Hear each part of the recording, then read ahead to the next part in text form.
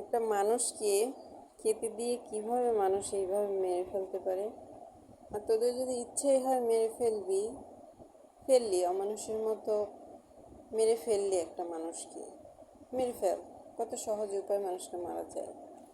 এত কঠিনভাবে শাস্তি দিয়ে মানুষকে মারার আসলে কি দরকার? মানে তোরা যে কিভাবে পারিস আল্লাহ ভালো জানে। মানুষের মনে কিভাবে একটু মায়া দয়া লাগে না যে একটা মানুষকে মারতেছি, মাইরে ফেলবো। এত কঠিনভাবে এত ভয়াবহ কষ্ট দিয়ে মারার কি মানে আছে? তোরাও একটা মানুষকে জীবন নিয়ে নিবি, নে। অনেক ইজিলি একটা মানুষকে কিন্তু মারা যায়, ঠিক আছে?